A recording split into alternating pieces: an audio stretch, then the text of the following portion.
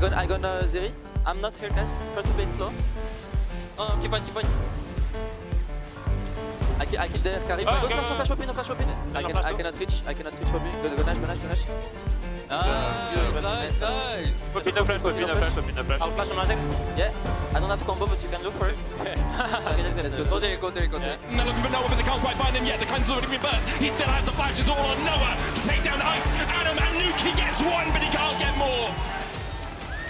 It's BDS that strikes first in this best of 5 for MSI qualification and a chance to play in the finals versus Fnatic, as Fnatic have a lot to think about. Nightshare was talking in the interview before how they do get a little bit emotional here and there. Well, I mean, I would too after that game. And I want to say first and foremost, excuse me, BDS, I was not familiar with your game because I was really impressed overall with the way, from their game plan to the way that they brought that game home. They played in this first game, Adam. Yeah. I mean, neither was I. What a stomp, all right? It's absolutely crazy. BDS come out swinging. They draft so much early game to mid game firepower, and they just absolutely roll over the game, taking every single dragon, every single neutral. Fnatic didn't stand a chance. No, talk to me about this draft and kind of what their mission statement was and how they had to make it happen and how cleanly they did. Right, so, I mean, first off the bat, they had an answer into the Twisted Fate blind. They had a bunch of priority in multiple different lanes, the mid lane and the top lane. So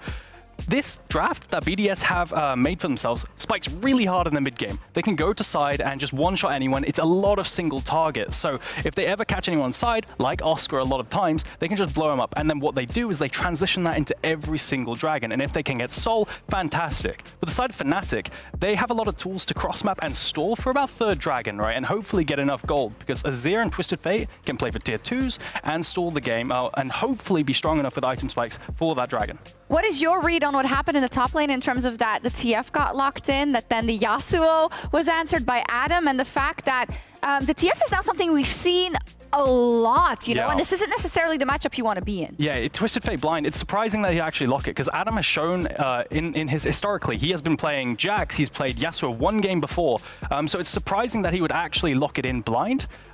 It's not a nice situation, it's a very rough lane. It is. The last time he played it was in spring of last year versus Gnar, he lost. This time he won. But to kind of break down what happened in that top lane and how on earth Oscar ended up 40 CS down, we have wonderful Guldborg and Finn to explain it to us.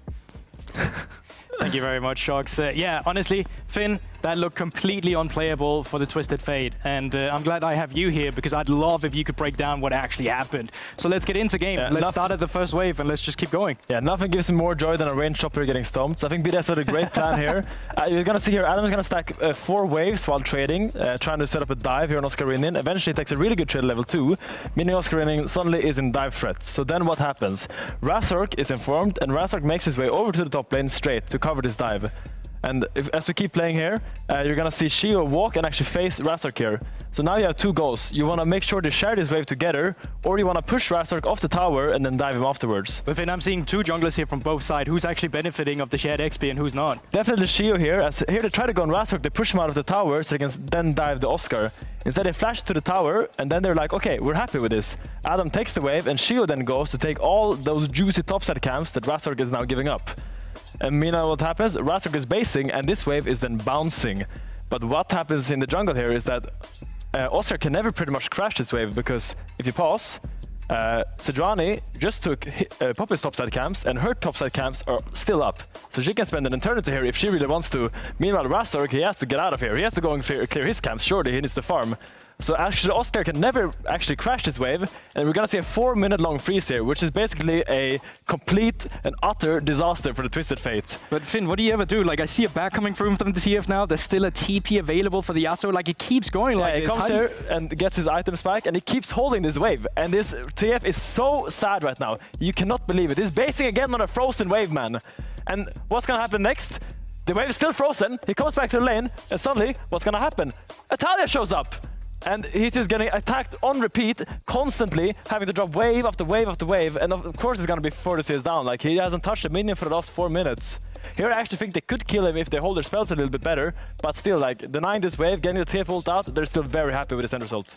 I mean, this looked completely unplayable for the Twisted Fate, and I have to ask you, Finn, is this something you expect to see blind again? I doubt we're gonna see the Twisted Fate ban from Oscar once again after a game like this. I expect us to see some more Cassantes, Rek'Sais, Sax to come back onto the Rift. All right, well, that's perfect. I don't have much more to add to this, actually. Finn, I guess you can go... wait, it's still going? It's still going. I mean, he will get over later again. I'm just telling you. This is not where the pain stops. All right. The pain keeps on going. It looked completely unplayable. Thank you very much, Finn. You can go back to the desk, enjoy the others for Jam Select later. Thank you very much. Thank you so much for that breakdown. I also love how, because you are a top laner yourself, you were feeling it, Oh, man. I played these games, man. You go there after the game, you have a long talk with your jungler to tell him this is not happening ever again. Ever again. I don't care what happens. I'm not playing this game once more. I mean, the clip that we saw of them talking outside was Oscar talking to Nightshare a lot, probably trying to kind of drive the point home of, oh my gosh, like, I mean, you never know what happens. Obviously, it's a team decision what gets picked, but maybe they will not consider that TF again. Now, I've got to say, seeing those counters, now that Adam has shown he has answers into it, I imagine I completely agree with you. It's just going to drop, right? We're just going to see the Zac, the Rek'Sai, Cassante. These picks are going to come back and see a normal top lane. I mean, I don't think you have to drop the TF per se, but I think don't pick it on R4. A counter pick. Yeah. That's a counter pick. Because you see they chose red side again, which was like, they're not this they're quite happy with the draft, but I think they want to change a few things. And I think we can know what the thing they're going to change is. I think other interesting things are like picking the Azir into the Taliyah and just not getting any prior lanes. You can't play the Zeri lane down bot side either. It's incredibly under snowball, so you have no prior lanes to play for, and you're kind of just playing mitigation, right? And praying that you can get there with cross maps until third dragon. So I'd like to change it around. Get more firepower in the draft. All right, let's see. Indeed, we did have a singular focus on that top lane matchup because I love that when we can really get like a little deeper into that specific matchup, but that doesn't negate the fact that indeed there were other things wrong with Fnatic's game plan.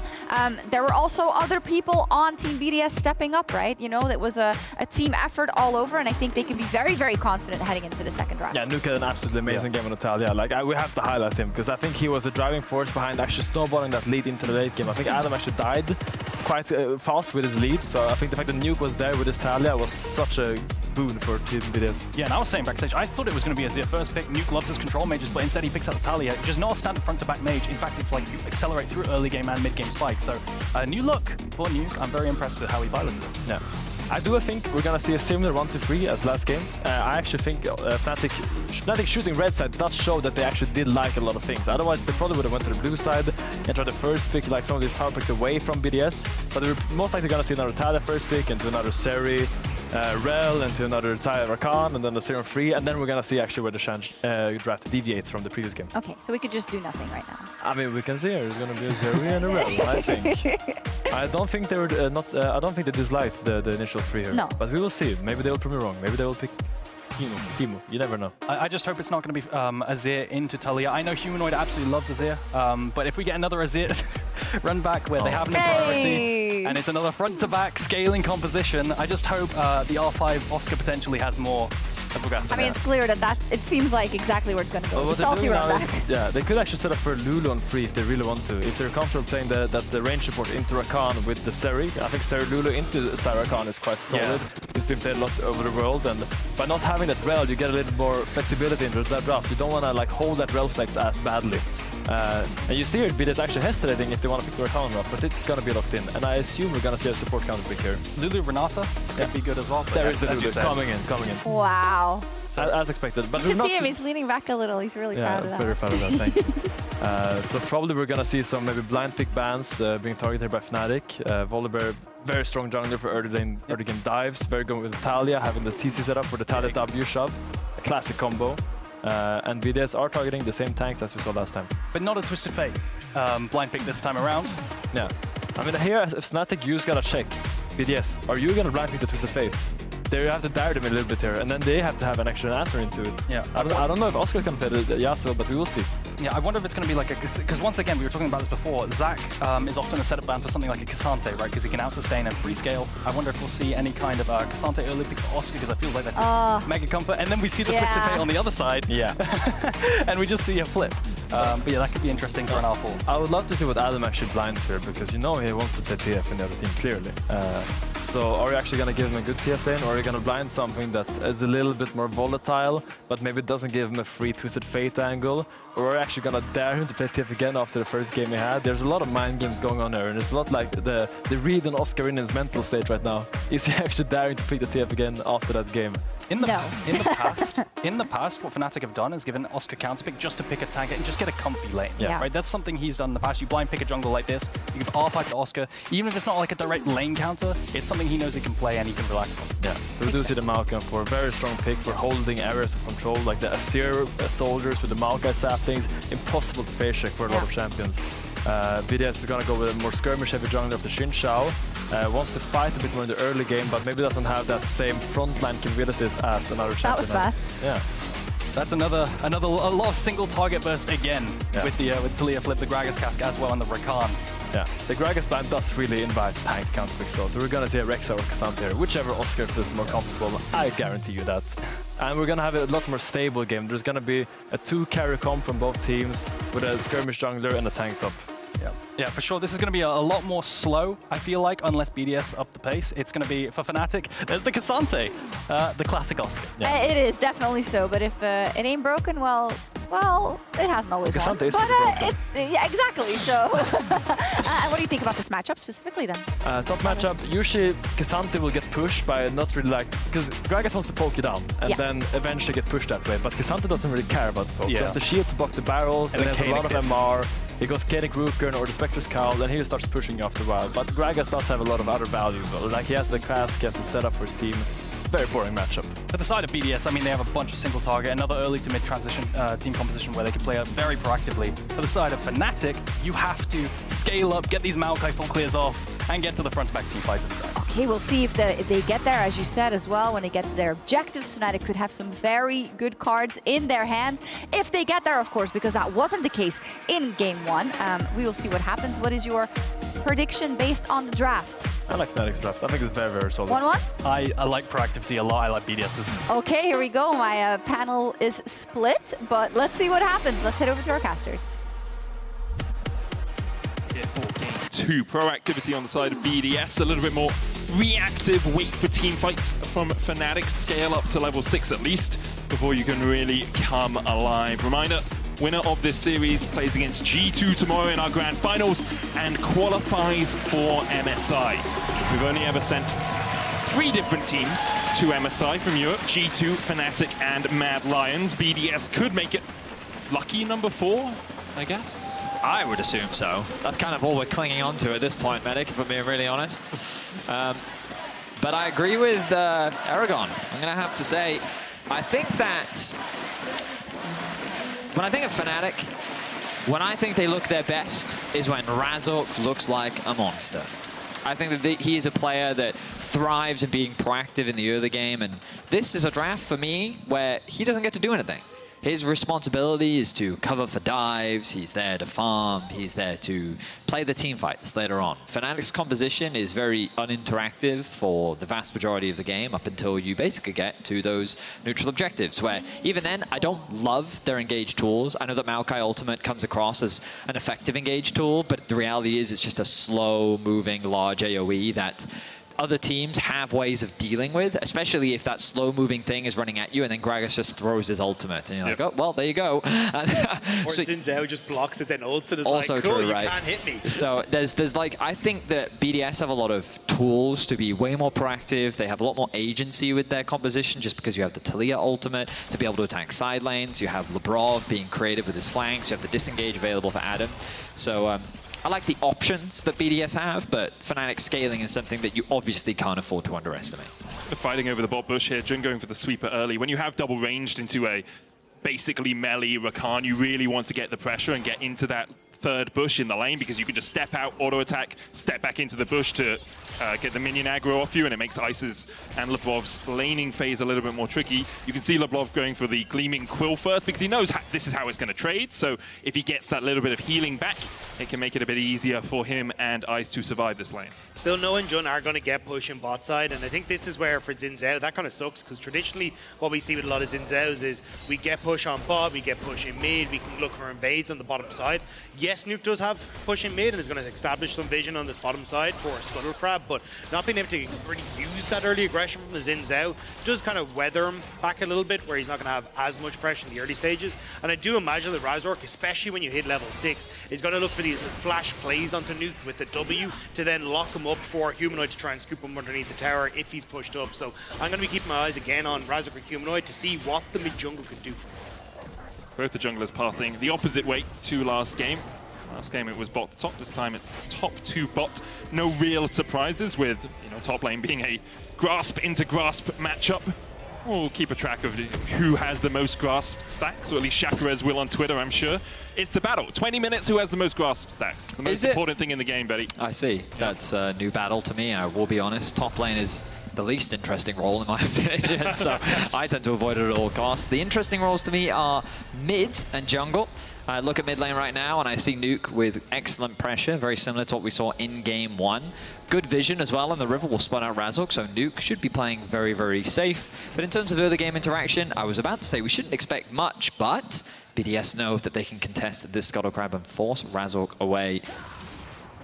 A little bit greedy from Razork. He knew that when he was on the board, the chances are BDS were going to contest this, and they just seen our bot lane, just reset into a stalemate. So always having Labrov in position to start to come up. So he will be able to move topside though, but I think Sheo should be able to contest him on this as well. And you don't have pressure on the top He's going to get it low enough to smite. He doesn't have smite yet. About to come off cooldown. There we are. So he will get it, even though he had top and mid push for Sheo. Razork now Ramble smashes back. Sheo looking for the Q3 knockup. Will be able to land it. 3 Talon Strike coming in. Razork forced away. Twisted advances to his minions. The chase continues from Sheo, but really he's just trying to make Razork low enough that he can steal away these Razorbeaks. Let's steal away the Krugs as well as the respawn comes through, because he will know Razork has taken 24 camps, means that he's taken all of his 6 camps. That's a lot of camps on first rotation.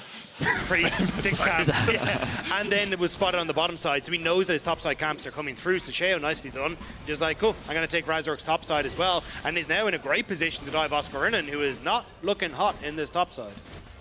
He should be fine though. I think the problem for Adam is his lack of mana. And him and Freak both, Betty. I knew you would. You hear those words and you immediately think it's a core memory for me. I just remember tons of damage. That is an old school one. Tell me you're old without telling me you're old. I remember lane swaps. I was there when they were invented. Yeah, ultimately Razork is just staying away from Sheo, exactly as Dagda highlighted, and it's just an overall relatively uninteractive early game. Fnatic primary game plan is to scale. Razork will spot out Sheo, and he's like, I wanted these raptors, but I'm not allowed to have them. So have a good day, sir. I'll be on my way. Back to my Gromp, which is spawning soon. Humanoid has hit level 6. Level 6 hit for Nuke as well. And everything largely remains even. Not seeing the early focus on the grubs that we had in game 1 from BDS. They are up.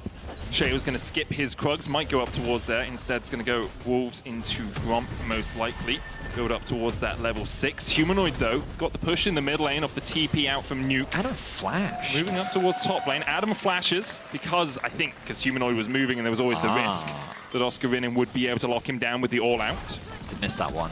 Honestly, I was looking at Oscarinin and I was like, I don't know if he has the mana to kill you, let alone the damage. Him and Freak both, Betty. Did you?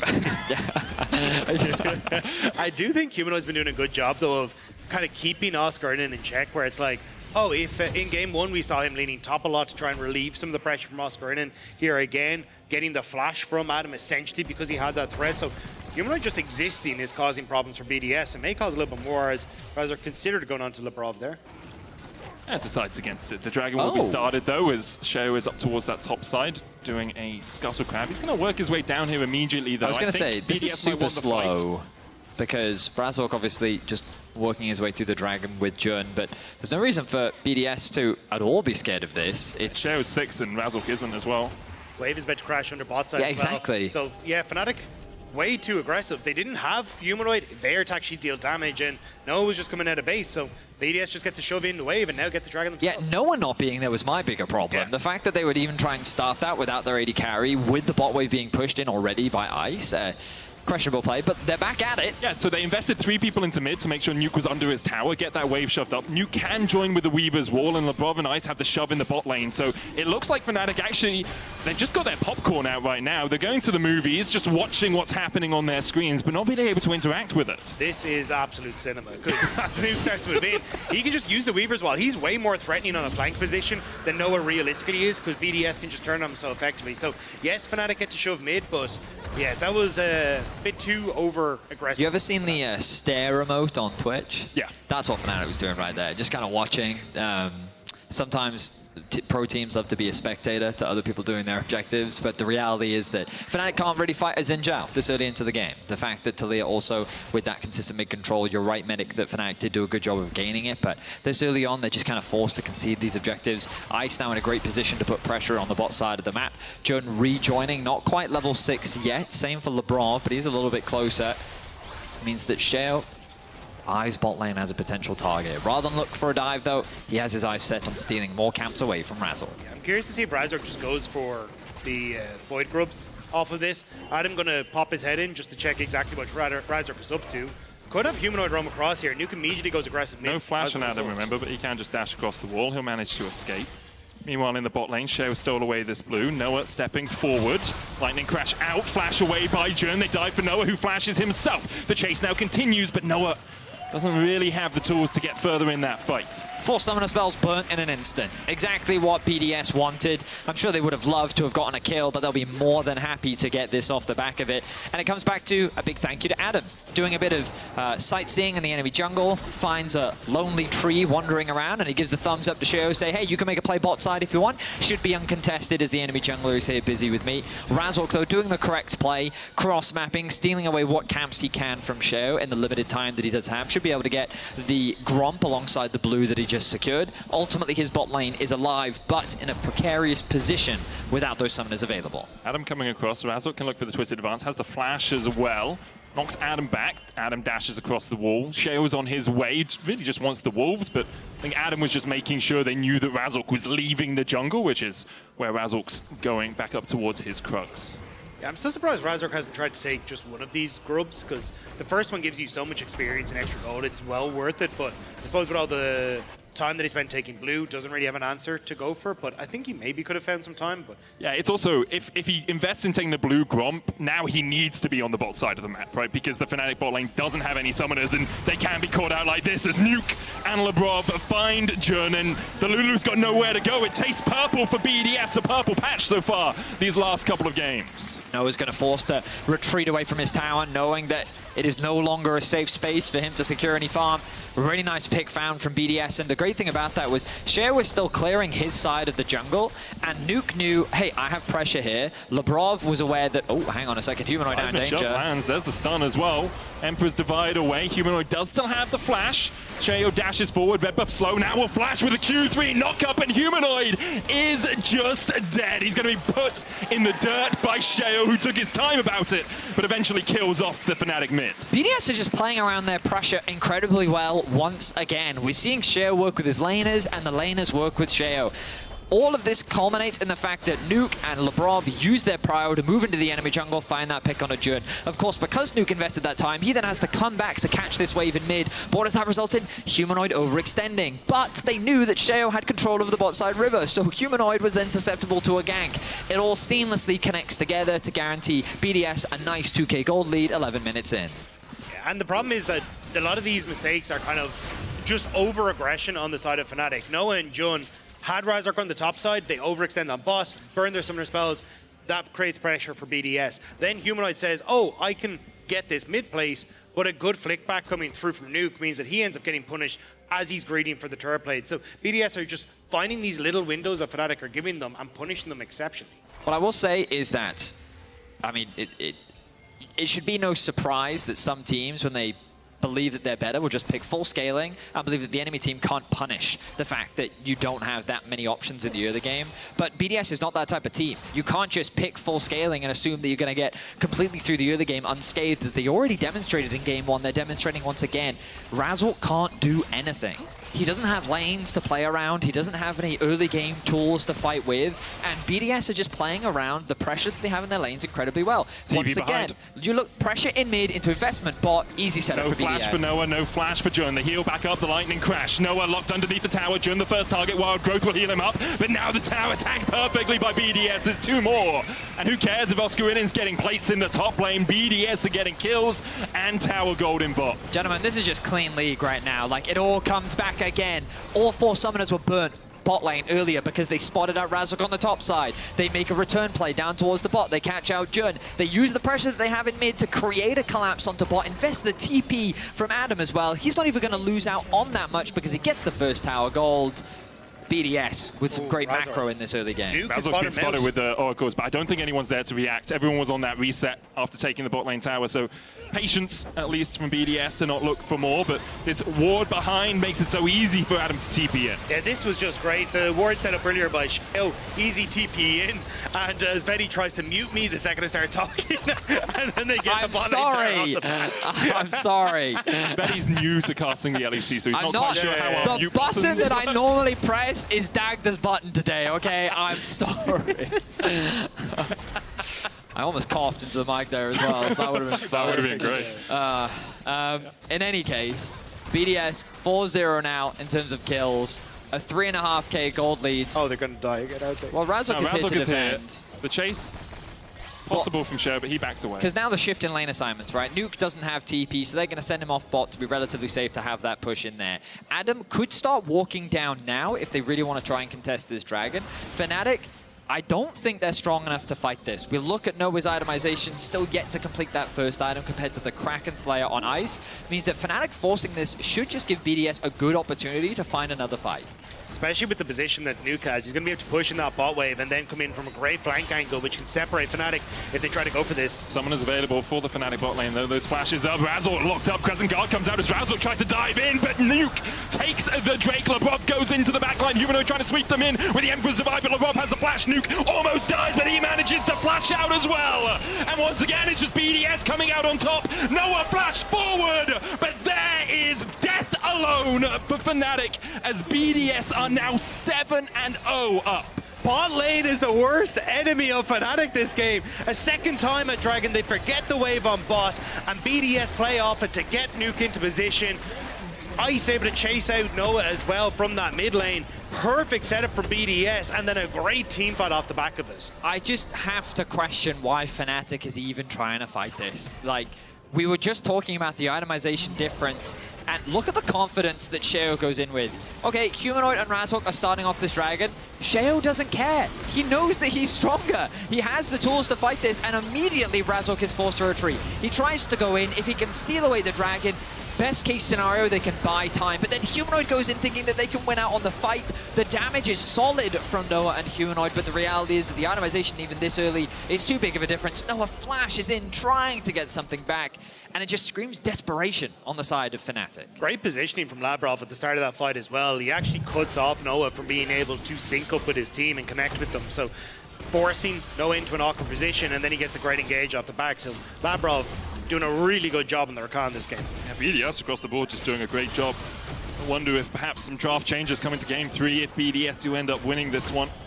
It was the same last year against Mad Lions in the finals, though they went 2-0 up and then they got reverse swept.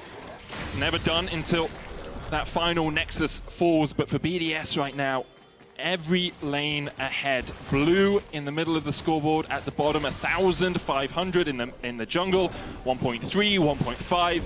It's just all coming up BDS. I think after game 1, I wondered if it wasn't Adam getting ahead, would BDS still be able to do the same thing? Would they still be able to get this sort of lead? Oh, Sheo.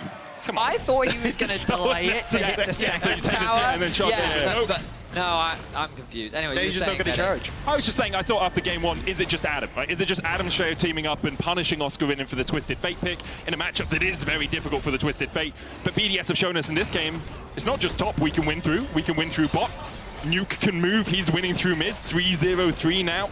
Everyone on BDS is really showing up. But this is what we heard BB and Mickey talking about on the podcast. It was BDS are playing really well off of their lane states, getting their waves in position before they attack anyone on the map. Now, Labrov does need to be careful, but I mean, what I'll also say is that for fans, they want to be confident that the team, the team that we're sending to MSI is looking strong. Yep. And right now, BDS are delivering confident performances, both in Game 1 here and Game 2. If they can round that out in Game 3, I think it'll be undeniable that we're sending two of our strongest teams.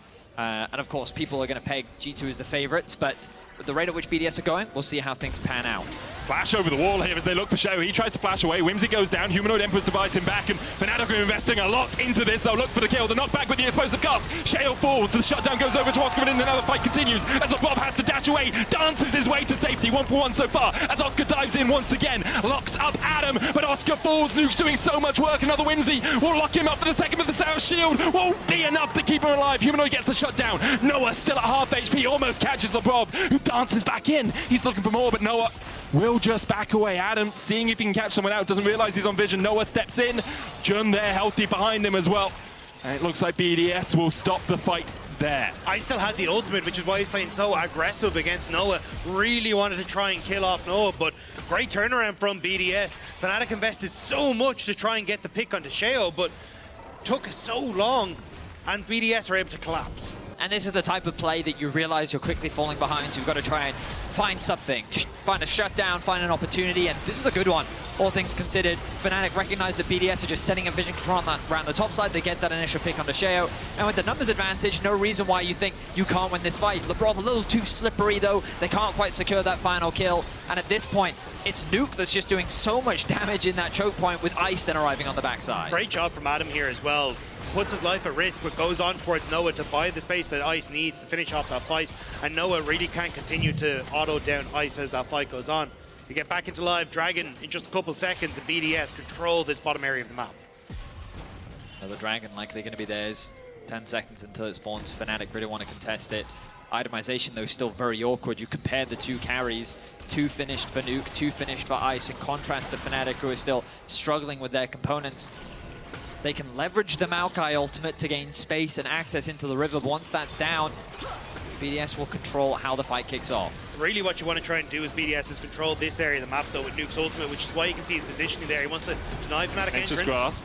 Nuke goes in with Weave as well, locks up Fnatic, dash onto the backline by Adam. The quickness coming in from Labrov as well as he tries to chase onto Noah, but instead he changes his target onto Humanoid. Emperor's divide back, Oscarinin and falls low. He'll be the first to fall in this fight as Sheo keeps him out. Labrov going low as well, but a good seismic shove on Razork keeps Labrov alive for a second. He dies. Now 2 for 2 in the exchange. Make it it's 2 for 2 in the exchange. I had predicted Humanoid dying apparently, and BDS get the Drake out of it.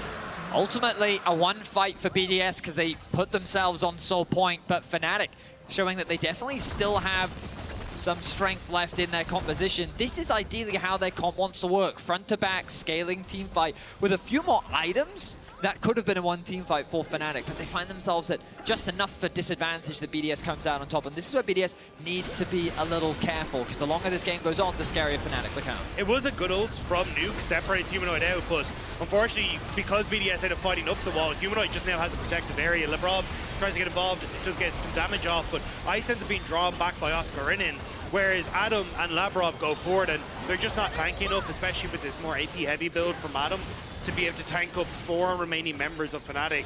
So Fnatic do manage to get some back. I think Ice could have also killed off Razork before turning over to Humanoid, but it is what it is. I'll say the 2 crucial things is that Noah, while it looked like he got trapped, Labrov actually couldn't connect his ultimate on top of him. He used the wall towards the red buff to be able to create space. Alternatively though, they did get Noah's flash, whereas Ice still has all of his summoners. So looking forward to the next fight, Noah's not going to be as safe as he was in the previous one. And importantly for BDS, they're on Soul Point now. It's an Ocean Soul. They managed to get it in the next 5 minutes. Now they do what we saw them do in Game 1. Step forward, get the push in mid, make sure that Fnatic have to catch it under the tower, and get this vision control. Fnatic will step in, try and deny it themselves. They have another sweeper to their credit here as BDS start up the Baron. It's only Nuke and Sheo on it. Nuke, enough damage. Sheo, tanky enough. will Fnatic realize? It's being snuck under their very noses as Oscarinin now starts to step in. Has the Ghost, has the All-Out. 5,000 on the Baron. Nature's Grasp coming out. Looks like a flip right now. The Nature's Grasp, the Weaver's Wall as well. And Razork gets in, but Ice secures it. Stop, collaborate, and listen, because it's time for Ice to open up. Razork falls. Labrov goes down in response. Humanoid now dashing in. Nuke is low, and so are Adam and Sheo. Ice still has the Feather Storm, but no Ghost to his name. Adam with a slow across the wall will stop Fnatic in their tracks, and BDS get the Baron and get out. Ends up being a 1-for-1, but support being lost in exchange for 4 Barons. BDS are going to be happy with that. I was a little concerned with how close that was. Fnatic had a prime opportunity to get back into the game. Securing that Baron could have changed the whole dynamic, but BDS do secure it, and I got to say I like their confidence. Yeah, I mean, I was shocked that they got away with this. The ult from Adam completely whiffing. I thought he was going to use it for Razork trying to get into the pit, but Labrov, again, controlling so much of this zone in front of the Baron, denying Fnatic entry in a lot of these situations, and Humanoid gets the shuffle over the wall, but can't really chase people down. I think Gaedril really believed that they could steal that. Yeah. I'm sure the sentiments are shared by a lot of Fnatic fans. Regardless of the outcome of this game, my biggest question is when do they stop giving Nuke to Taliyah? Because again, we continue to see these great walls that he throws out in these team fights. I mentioned Chovy earlier, I think one of the best in the world when it comes to utilizing that wall. Obviously, a lot of great players over in the LPL as well, but I think this Taliyah is proving to be a very effective pick for BDS in terms of what it can do in the early game and how it's impacting these fights. Some interesting moves from Fnatic. They invested 4 players to make sure they could get that bot side tower. They got the Scuttle Crab out of it as well. Humanoid caught mid, so that wave did die, but BDS pushed through top, get the wave in as well, and now there should be a wave crashing here relatively soon for BDS in the mid lane. So Fnatic have to move across after Noah clears out top and defend this tier 2. Oscar has TP, no flank wards for him though, and Fnatic realizing that back away. 1 ward place, but won't be there in time for Fnatic to react. Still, BDS, they get a big win. I can understand from Fnatic's perspective, it's like, look, at least we get some gold, get a bounty for ourselves, get something back. But and it will deny it, at least BDS being able to rotate down onto this bot tier 2 as well, just with a minute left on their Baron buff. But still, this is such a massive lead for BDS, and with just under a minute, I should say, until that soul. You just get to push in, boss. You've already got a ton of control in mid. You deny the vision for Fnatic in this bot side jungle, and it feels inevitable that BDS pick this one up. What I really like is that Adam's likely now to just push in 1 wave top. He does, of course, have the TP, but he can just now let that create this slow push in the top side. He literally went, put a barrel down, and eat away. Yeah, exactly, That's all right? he did. And so it's just creating this extra point of pressure, right? Which puts a little... Fnatic are going to lose a little bit more. I don't expect that wave to be like a huge issue right now, but it's going to be another thing that Fnatic have to deal with. No one has gained control of a bot. Right now, BDS are leveraging numbers to escort this wave very deep. Why? So they can move into the jungle, deny Fnatic all of this vision, and suffocate them from entering the dragon at all. They're not even going to give them the space for a fight. Love this control from BDS. Oscar on the front line. Razork forced away a little bit. Sheo looking for the engage. The Sun Disc comes down, and that gives Fnatic a new leeway on life as Humanoid tries to catch Adam, but a good body slam from Adam into the knockback. Is it enough? Adam has to flash. Humanoid still has that Emperor's Divide and has a flash of his own. Nuke looking for the flank position here. Remember, Weaver's Wall so powerful in this sort of situation. Summoners up across the board on both sides. Only the flash from Adam down. His ultimate expended as well. Nuke still positioning for that Weaver's Wall. Adam again with the body slam, but Humanoid gets behind him, and Adam falls first. There's the Weaver's Wall. Oscarinin and Razork on the right side of it, though, with the Nature's Scars coming out. Humanoid and Noah get the blast cone in, but Sheo gets the Drake. The all-out pulling back as BDS are going to lose another member, and now Sheo, Ice, and Nuke need to get the hell out of here. Another seismic shaft lands on 2. A great play from Nuke as he finds another in the fight, but Fnatic still 4-3 strong.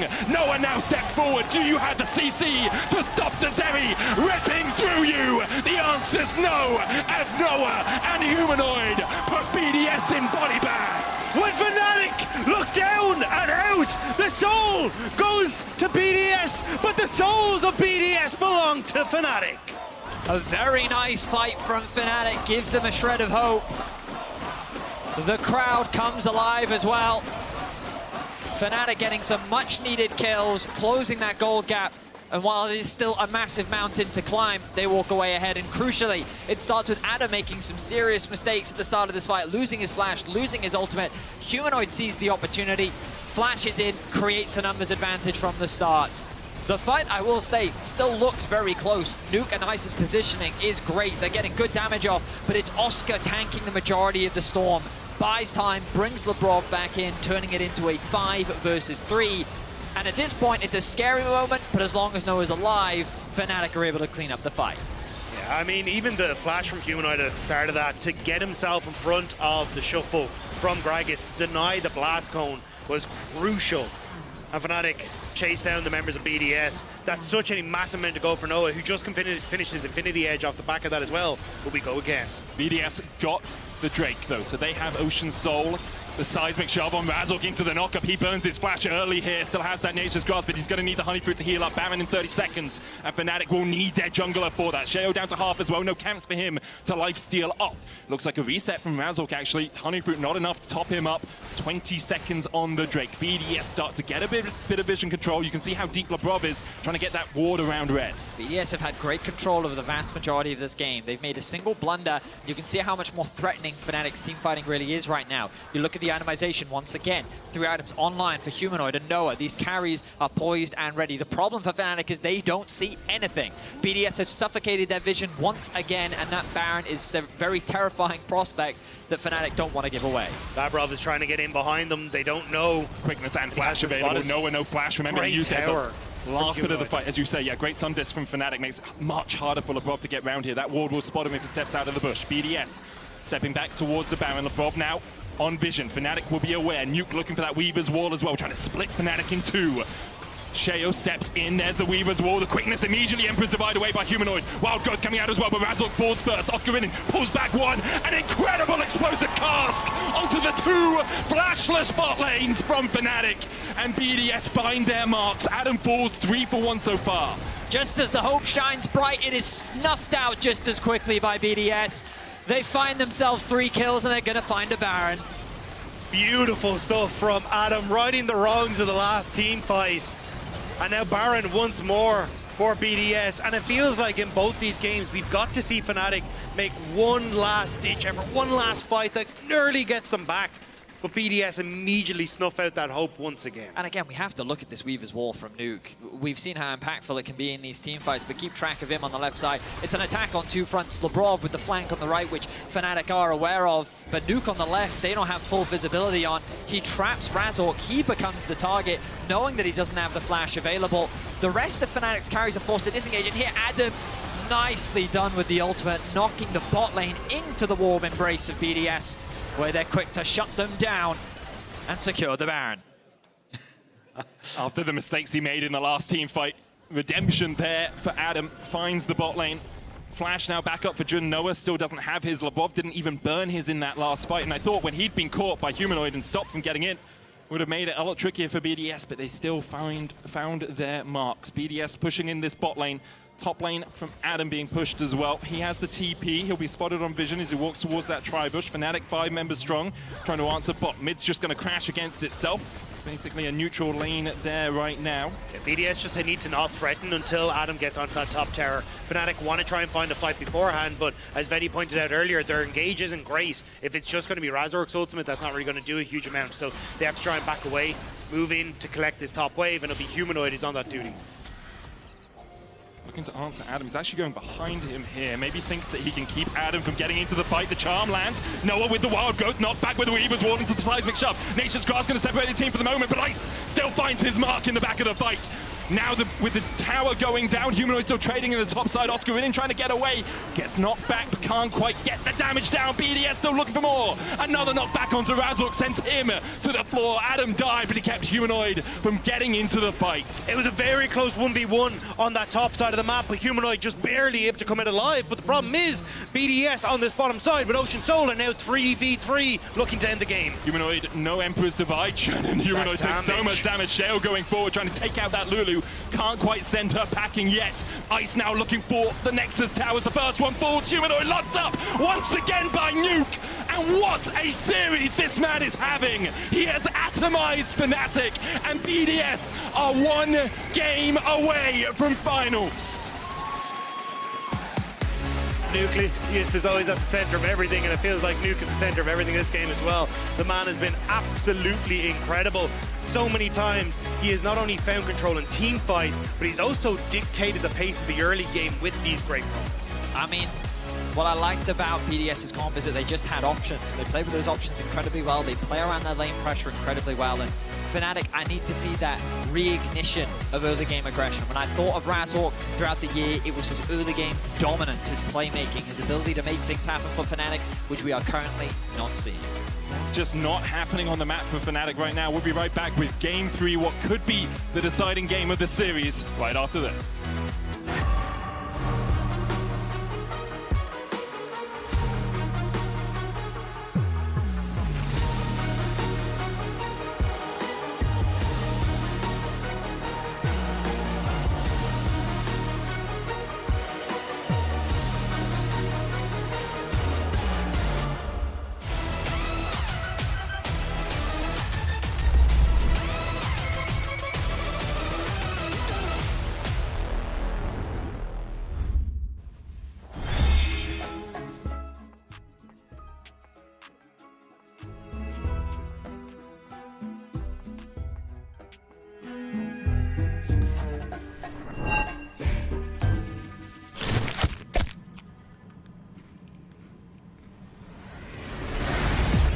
Even the biggest champ needs a break.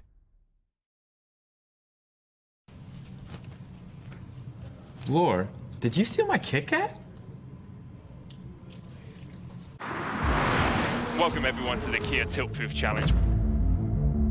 We're here to see if 4 gamers can stand up to the test.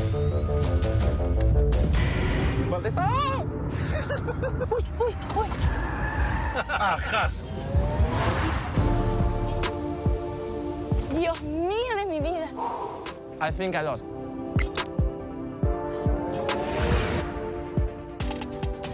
I'm so happy that I didn't eat before. Red Bull gives you wings.